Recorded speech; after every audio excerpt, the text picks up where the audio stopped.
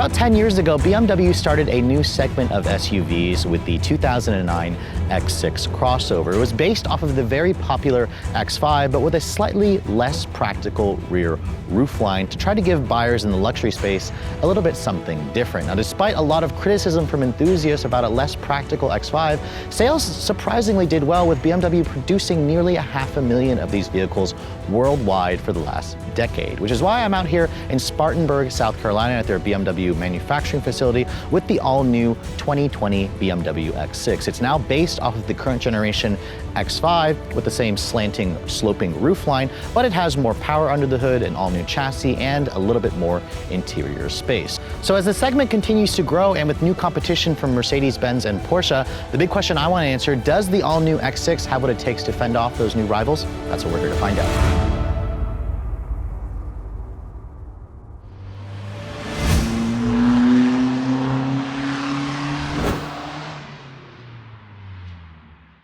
So as you can see, this is a 2020 X5 M50i. It's a gorgeous looking SUV, one of BMW's top sellers. In fact, I would spec it out exactly this way in the tanzanite blue metallic color with the 22-inch wheels. The trunk capacity is also really nice. This is a traditional SUV. It offers about 33 cubic feet of space, up to 72 cubic feet of space if you fold down those back seats. BMW even offers a third row in this vehicle. So as you can see, it's very practical. Now, in order to make the X6 different, BMW obviously had to make the roof slope down because they wanted it to make it look like a coupe. It also doesn't have the split tailgate design that you get with the X5, and cargo capacity obviously has been reduced because of this swoopy nature here. You get around 27 cubic feet of space and around 59 if you fold down those seats. So about 12 cubic feet less versus the X5. So you are giving up something, but hey, BMW says that people are actually paying more for this because they want the styling. So let's start off with the look of the new X6. Now, honestly, when I first saw this car in person, I mistook it for the X4 at times because they look very similar.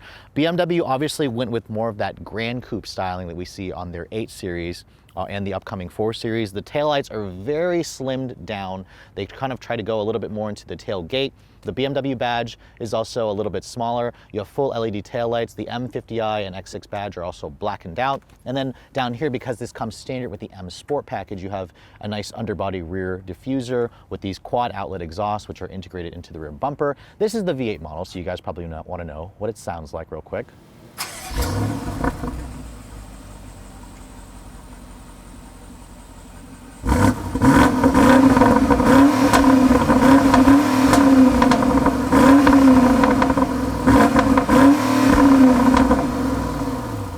And just like other BMWs with this engine, it sounds phenomenal, has really great crackles and pops. We'll go into the test drive later on. Now, to give this thing a little bit of a sportier look, compared to the X5, BMW has lowered this car by about 2 inches, which again is going to cut into the headroom, cut into the space. They ride on the same 117-inch long wheelbase, and overall, this is about a half an inch longer at 194.8 inches long. This is about an inch longer versus the previous generation. My tester here has an optional $1,000 21-inch wheel, which looks fantastic. The back tires on this baby are 315 wide. So these are fat tires with the M Sport brakes. The front brakes, I believe, are almost 15 inches in diameter. So even though this isn't the full-on M model, it definitely looks like a full-on M model. Can't wait to see what the X6M looks like. Now, this panoramic sunroof on this one actually comes standard. BMW doesn't charge you extra for it. And overall, let me know in the comments below if you like the way this looks or if you prefer the looks of the X5. For me, I like the more traditional look. I just don't see the point of having something that is less practical because this is not a coupe. It still technically has 4 doors to me. Now, looking at the front fascia of this vehicle, you can see this is where you could easily mistake this thing for an X5 because it has the same exact front fascia as the X5. This one here with the M Sport package has a slightly more aggressive front air intake. The grille looks great. I think BMW put a really good sized twin kidney grille on the front of the X5 and the X6. It also includes active grille shutters. You have these full LED headlights with the laser light technology. They're also adaptive. You even have LED fog lights down here, so I'm glad to see BMW has put LED fog lights. So overall, I think this is an attractive SUV. You just have to want something different in order to pick this over the more practical X5. So the exterior of the new X6 looks very familiar to the old one, but hopping inside, you can see it looks just like the X5. The door slam, let me talk about that real quick. It sounds nice and solid. This one, it doesn't have the soft closed doors that you can get as an option as part of the executive package for some reason. But again, if you get into this interior and look at an X5, they look identical. The one thing I do like is the Tacora red leather that my tester has. It's almost like a burgundy cranberry leather. It's actually included. BMW is not charging you extra for this leather. It looks nice. The interior looks really high quality for the most part. Now here's the key fob for the vehicle. You can see BMW uses this key fob on a lot of their products. It is their current key fob. It's got smart key access system and push button start. You guys know how to start up these cars. Put your foot on the brake and push this beautiful crystal start stop button to turn it on.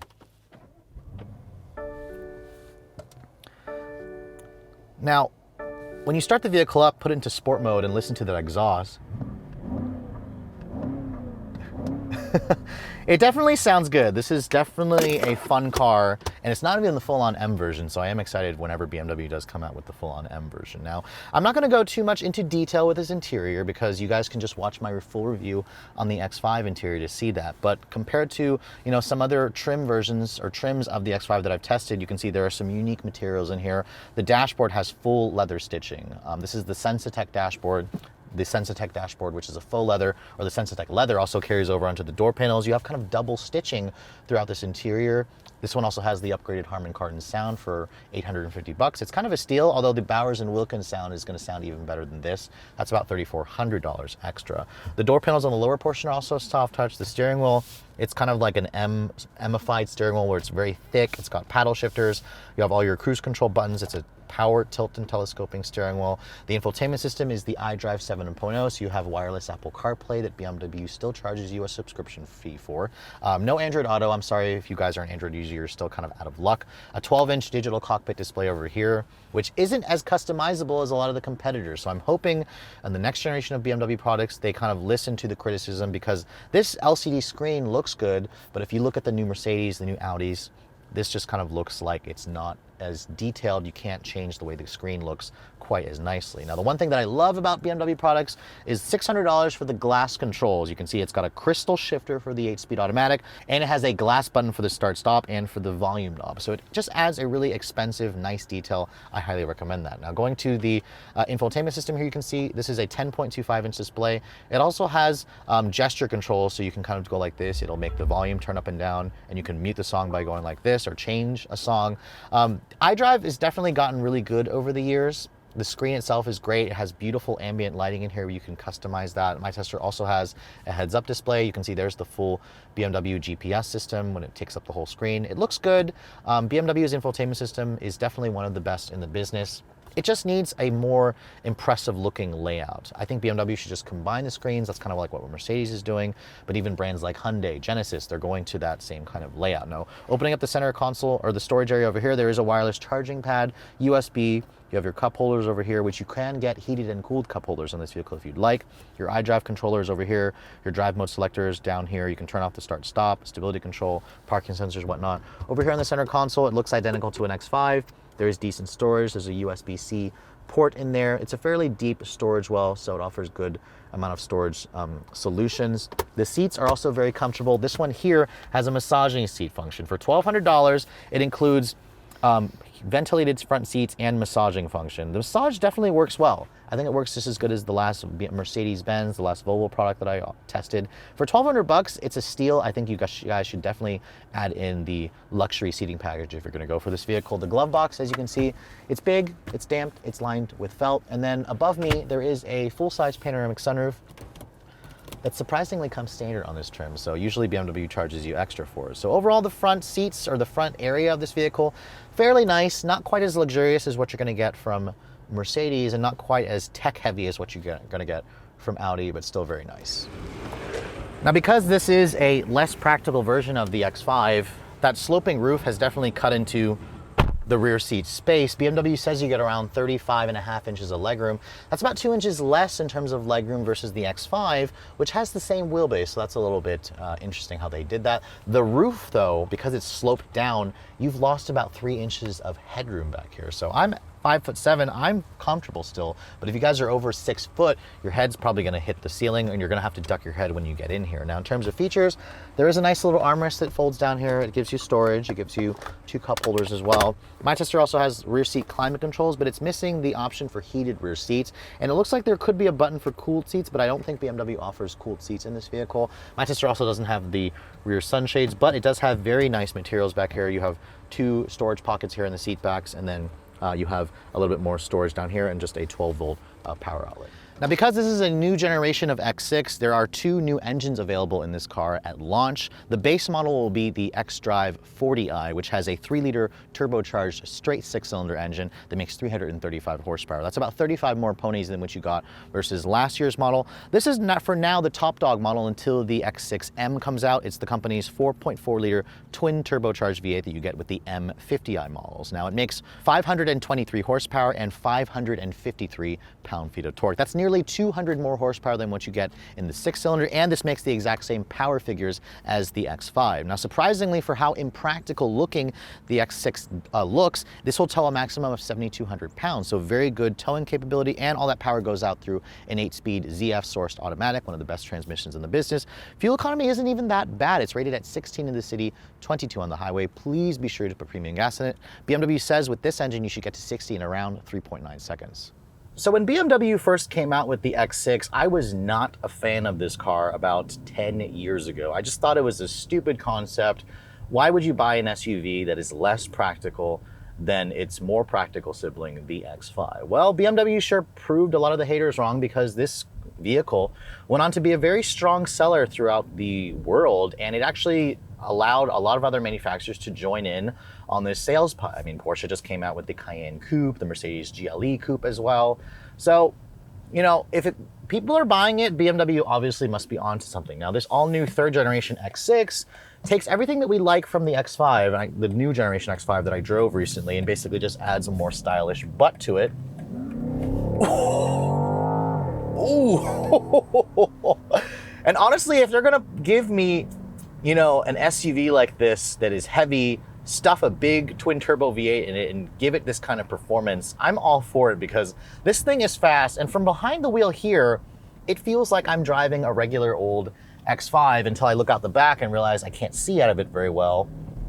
BMW claims that they've made this a little bit sportier to drive, but I drove the X5M yesterday and it doesn't really feel all that different to drive. It's just when you start looking at the visibility of the cars out of the back, this obviously is less, you know, easy to see out of, but the ride quality is still very good. Big 20-inch wheels that my Tester has still soaks up the bumps. It is a firm ride, but I have it in sport right now. You put it into comfort and it's a little bit better.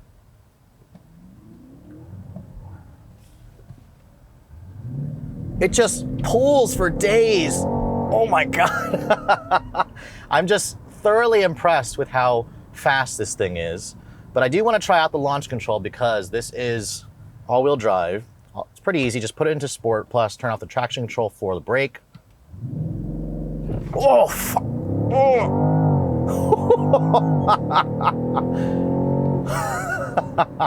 BMW says you'll get to 60 in around 3.9 seconds.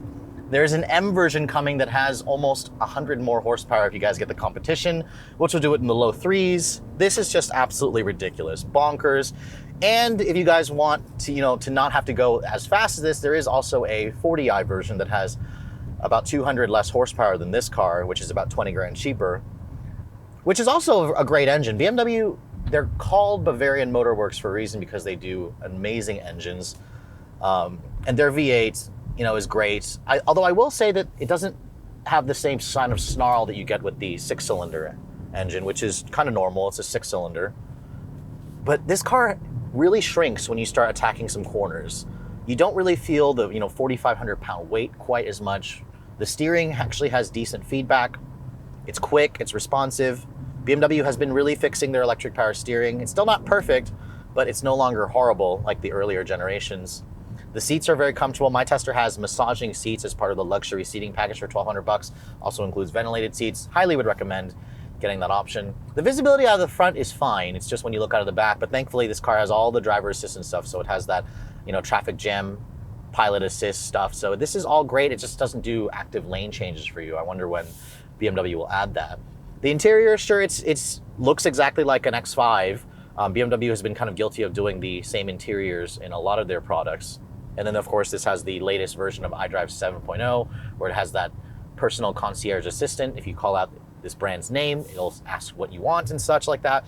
So I mean, there's plenty to like with this car, and it's different versus, I guess, the X5 that your neighbor has, or the GLE that your neighbor has, whatever.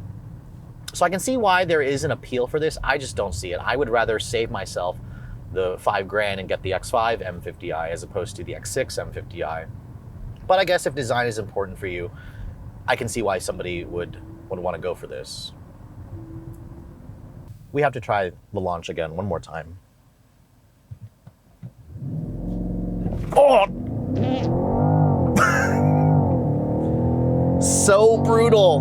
And it also sounds pretty good too. You can literally hear that nice deep V8 growl. The exhaust actually sounds good. The paddles work well. This 8-speed transmission is just an amazing dance partner for this engine. So responsive. As soon as my foot goes down slightly, it just downshifts, gets out of its top gear. Really, really impressive. Can't wait to drive the X6M version of this thing.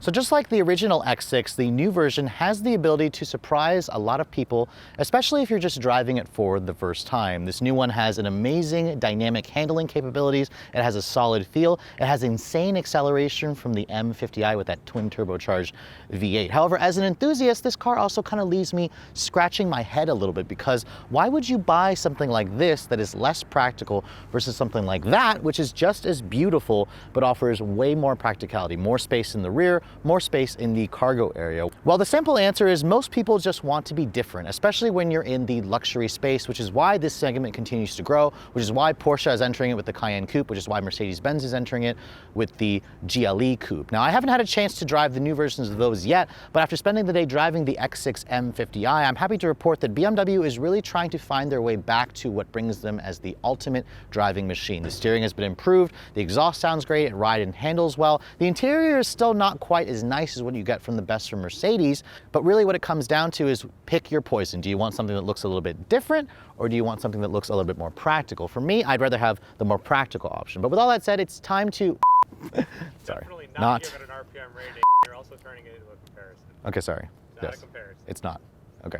But with all that said, I hope you guys have enjoyed... Okay, well, I'm pricing. Okay.